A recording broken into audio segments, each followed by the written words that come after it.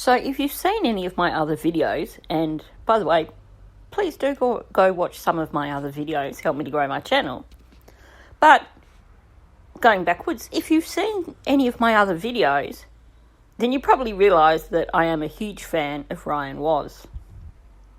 Now, I thought I'd seen a lot of his videos, but at the same time I've been going back through to see if there's any that I want to do reactions to here on my channel.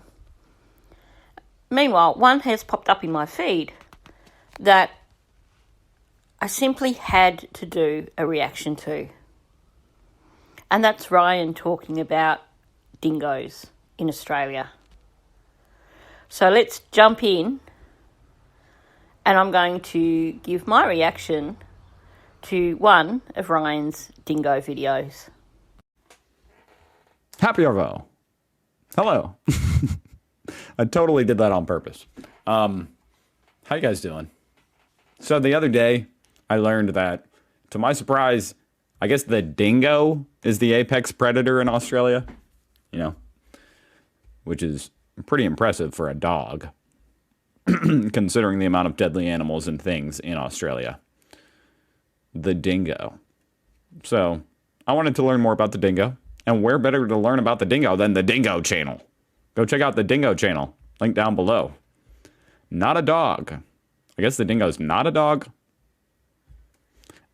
Not a domestic dog, obviously. Although this one looks pretty domestic. Anyway, I just want to learn more about the dingo. Let's see what we got. So just to avoid confusion, I'm going to mention this from the get-go. The dingo is still a species of canine, meaning that dingoes can breed with dogs, and you do in Australia have particular dog breeds that come from a mixture of dogs and dingoes. For example, the Kelpie has now been recognised through DNA testing as having originally derived from a mix of dingo and domestic dog. Hi guys, what's up? Welcome back to the Dingo channel. My name is Ali and this is Pumbaa. Today Pumbaa is going to help me demonstrate how he, as a pure alpine dingo, is incredibly different to a domestic dog. Could have fooled me right there.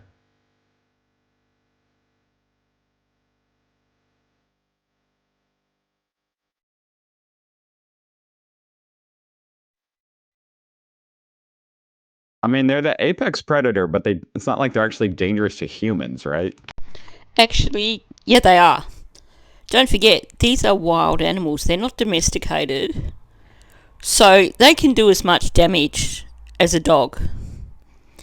And there have been issues somewhat recently in various tourist areas of people having been bitten by dingoes, and Parks and Wildlife people are warning people not to approach dingoes and not to feed dingoes because they're not pet dogs.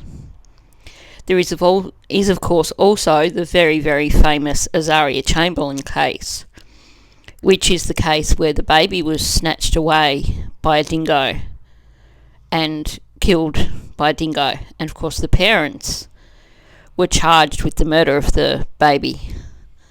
This was a case back in, I think, 1981 or 82. Horrible, horrible case, because the parents spent time in jail before they were finally freed and the truth came out. So yes, dingoes can actually be dangerous animals. Oh, and I will mention for anybody who's about to comment below with that hideous, hideous dingo joke in relation to babies, please don't. I, like many Australians, find that joke offensive. That was something that was used by Australian media to basically help achieve a conviction by media of the Chamberlain family. So it does have some pretty dark connotations, and is certainly a reminder of one of Australia's worst miscarriages of justice. Or they don't attack humans very much. Dingoes are not dogs. There are many misconceptions surrounding dingoes, and a lot of these misconceptions are fueled. I will say the tail is the only thing about this animal that doesn't look like a domesticated dog. And it still could be. I'm just going to insert a photo here of my chihuahua lying, warming her belly on her heated pad, which is under her blanket. Because when I saw the tail on that dingo, I thought, yeah, that looks a lot like a mirror's tail. By the theory that dingoes are just dogs that have gone wild. This is absolutely not the case. Dingoes have been isolated in Australia for thousands upon thousands of years, where they have evolved to suit Australia's harsh conditions. That's crazy. They have also never been through the domestication process.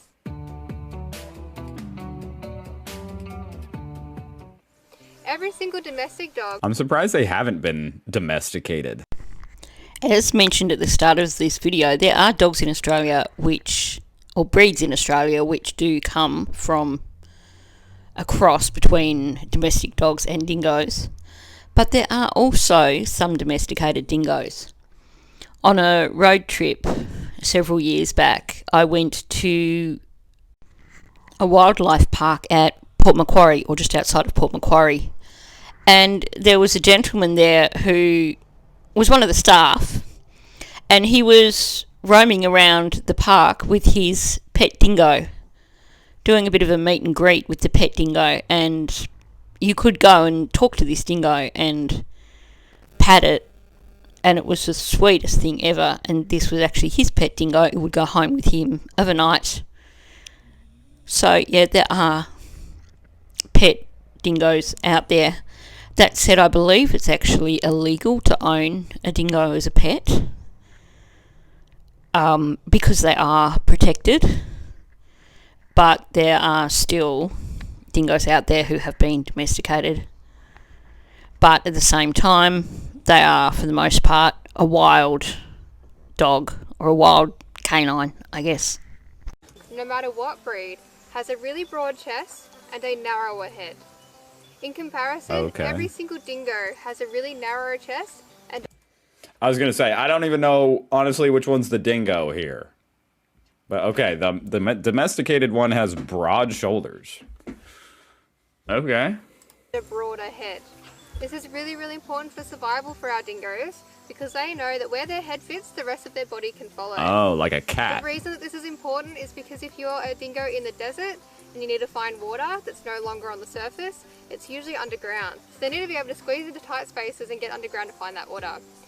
If you're in a forested environment as a dingo and there's a bushfire that goes through, you can actually escape the bushfire by going underground as well, which is really cool.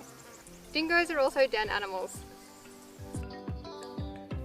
Den animals. So you're probably thinking, sure. So they live with like a pack? Is that what that means? So, yes, first of all, they do roam in packs of roughly 10, I believe, dingoes. Of course, you get the typical thing of younger males being exerted or sent out from the pack because you're going to have an alpha male in every pack. But, yeah, so you do have that aspect there. But also by den animals, what she means is that their place of shelter, where they sleep, where they have their pups, etc., is small caves, or they may dig small holes for a shelter, like a small den. So that is what is meant by den animals. Pumbaa's head is bigger than his chest, and therefore his chest can fit through tight spaces. But what is he doing with these long legs? Well, dingoes are actually incredibly flexible. They can actually subluxate their joints. This means that dingoes like Pumbaa can actually bring their legs all the way up in line with their ribcage. Dingoes like Pumbaa also have a very wide range of movement Pumbaa's in their a good shoulders sport. and in their back legs as well.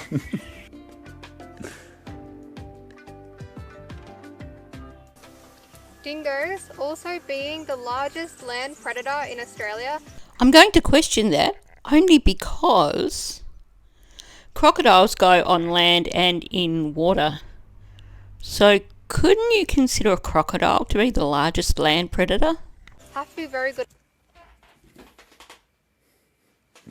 They're the largest land predator. I mean, I'm trying to think. I guess that checks out, huh? Is a kangaroo not a predator? Okay, here's a dumb question. What do kangaroos eat? I'm sure Ryan's just having a bit of a moment there because he knows so much about Australia. He's looked at so many videos about Australian mammals. He must know that kangaroos are herbivores. They're not predators. They eat grass. Sure, they can appear ferocious when you see two male kangaroos fighting each other. And they've got that big sharp claw on their feet. But no, they're not carnivorous. They're herbivorous. They're not a predator. Good at hunting. I never thought about that. They have adapted to have some really cool sensory equipment, even more advanced than our domestic dogs. Dingoes have a sense of smell that is just as good as a beagle at the airport, but there's a lot of reasons that dingoes like Pumbaa wouldn't be very good at that role. One of them being that dingoes are actually quite difficult to train. It's more like trying to train a cat. The second reason is that Pumbaa has so much sensory equipment that it would be sensory overload. So they're difficult to train. I don't think that necessarily means they're dumb, right? Okay, now I get the reason for the title of his video. But I'm just going to say there's a huge difference between the reason for dingoes being not so easy to train and cats being not so easy to train. Now, I'm only basing this on my knowledge of kelpies. But, as I said, kelpies have been bred from dingoes a long time back. And from all accounts, kelpies are one of the most intelligent breeds of dogs out there. And I read an account once which said, basically, that kelpies could actually be the best working dogs, if only they could be better at paying attention. So what she said here sounds like a typical description of a kelpie. She's basically saying these are the ADHD canines of the world. And for anyone who's ever had a kelpie or a crossbred with kelpie in it, they'd probably agree. So, unlike cats who just clearly look on people with serious disdain, I don't think that's the case with dingoes. The other reason I say this is because I've owned dogs who've been kelpie crossbreds in the past. I currently have a kelpie Labrador cross, and every dog that I've come across that's had kelpie in its breeding has been the most loyal, trustworthy, faithful dog that you ever come across. And from what I've heard, dingoes are capable of the same. So it's not like a feline disdain of, you can't train me because I look down on you. More a case of, these dogs are so very smart, but with a little bit of ADHD mixed in. So there's too much going on in their brain to remember to be obedient. Like, cats aren't dumb. But typically when you think of a domestic dog and you think of, oh, you know, this breed is so smart, it's partly because they can be trained to do so many different things. For him, Pumbaa retains the use of his whiskers for hunting. He can actually use his whiskers to sense vibrations of insects in the ground and behind tree bark. And as a cub, Pumbaa's first meals actually would have been of insects. Can he sense that stupid fly flying around his face? And as a cub, Pumbaa's first meals actually would have been of insects. So if you can already imagine back to the airport scenario, if Pumbaa here was going along and sniffing luggage, he would also have his whiskers detecting the vibrations of other things going on in the airport. That's actually super cool and something that I didn't know. So, here's an interesting thought. So, these days, there are dogs that are trained to detect hidden digital technology. So when police have made an arrest and they're going through a house and they're trying to find hidden hard drives or hidden phones or whatever, I wonder if a crossbreed such as a Kelpie may in fact be the ultimate dog for finding such things as that, because they must emit some sort of noise for the most part. So there must be some jobs that dingoes, domesticated dingoes, or Kelpies, your crossbreeds of the world, could in fact excel at because of their heightened senses. But they certainly sound like the ADHD canines of the canine world. On top of this, Okay. Pumbaa's eyes are also in a different position to a domestic dog's. Domestic dogs have been bred with their eyes facing forward so that they can communicate with us. Of course, our domestic dogs have turned this back around on us, and now they always ask us to go for a walk and for whatever's on our dinner plates. Whereas our dingoes, That's true. having never been to that domestication Hey, so that sounds kind of nice to me. So the dingoes don't beg for anything. Sounds like they'd be a great dog. process, have their eyes slightly slanted and almond shaped, which gives them wider peripheral vision. As well as this, Pumbaa's opera house shaped ears are fully furred on the inside and can actually hear a human heartbeat up to 25 What? meters away. Meters. 25 meters. They can hear my heartbeat from 25 meters away. Oh my God, that's actually insane. Which is just incredible.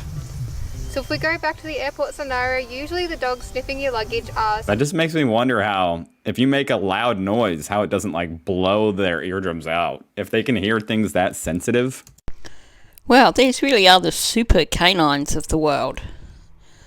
Now, it's interesting what she's talking about in terms of the sensitivity to sound.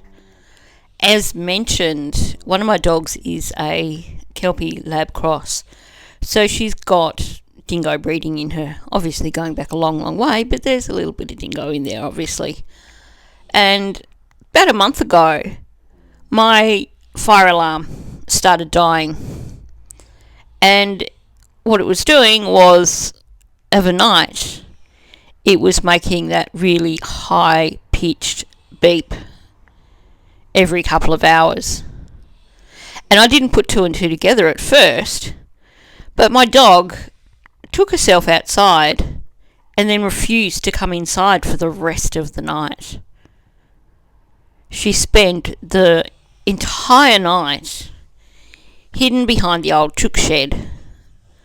I won't go into the long drama and stress that it caused me, but it was later on that I realised it was because she was so sensitive to the sound of the fire alarm running out of battery. So something that is passed down through your domesticated dogs that have got dingo in them. But definitely, I've learned a lot from this video, and I'll certainly be going to her channel to see what else I can learn. Something like a beagle. We've bred beagles with their ears like this, which means they can actually block out some sound, block out some of their vision, and they've got their eyes facing forward. They're not using their whiskers for anything, and they can just focus on their nose and what their nose is picking up. Pumbaa, on the other hand, would have sensory overload, as I said, and he'd just be picking up way too much that's going on. You know, it's kind of funny. I'm just thinking about how much the dingo, it's almost just as much like a cat, like a domestic cat, as it is like a domestic dog. Their heads, you know, anything they can get their head through, they can fit through. They can't be trained like similar to a cat. They have whiskers that are sensitive and can sense things like a cat. They're actually really good points. And I have to say I love when Ryan does this. When he takes something and he thinks it through in a logical way and comes up with an explanation that actually does make sense. There is stuff about the dingo that makes it like a cat. And here I was being cynical, but he is spot on about those observations. Like I said, going back to the trainability, I think we'll still chalk that up to them being the ADHD canines of the canine world, as opposed to them just having disdain for our existence like cats seem to do. But in terms of the whiskers and the smaller shoulders and stuff, these are really, really good points that Ryan has made. So I'm sure just from these facts alone, you can already see how different a dingo is to a domestic dog. Another amazing feature that differentiates dingoes from dogs is actually to do with brain chemistry. When domestic dogs lose their footing, the immediate reaction is to release adrenaline. This makes dogs quite rigid and stiff when they lose their footing. In contrast to this, dingoes actually release dopamine when they lose their footing. This means that they kind of go all floppy. The reason that this is a survival thing for dingoes is that if they're walking along a tree branch and it snaps, or they happen to fall off something, they're less likely to actually break any bones. Oh, wow. Because they're not going all rigid and they're just going floppy. Did anyone else find that really trippy to watch? I guess they're like the ragdoll cats of the canine world. But it was pretty cool, and it makes sense. So the things that she's basically showing us are the things that allow the dingo to still survive in the wild. Fascinating to me. Love to know what other people think. I'd also love to know how much of this people already knew. Because I, for one, have definitely learnt a lot. And I will say, this is not the first time when I've watched one of Ryan's videos and I've learned something about Australia from Ryan. So I'm hoping that you can already start to see how incredibly different dingoes are to our domesticated dogs. There are actually many more differences between dingoes and dogs that we don't have time So they fall off something, they fall off like a sack of potatoes and absorb the impact. to cover today, such as dingoes having an elongated rib cage, which is actually extra protection from kangaroos. I hope we'll be able to cover these in a future video. Pumbaa and I would like to say... So the kangaroos do attack them.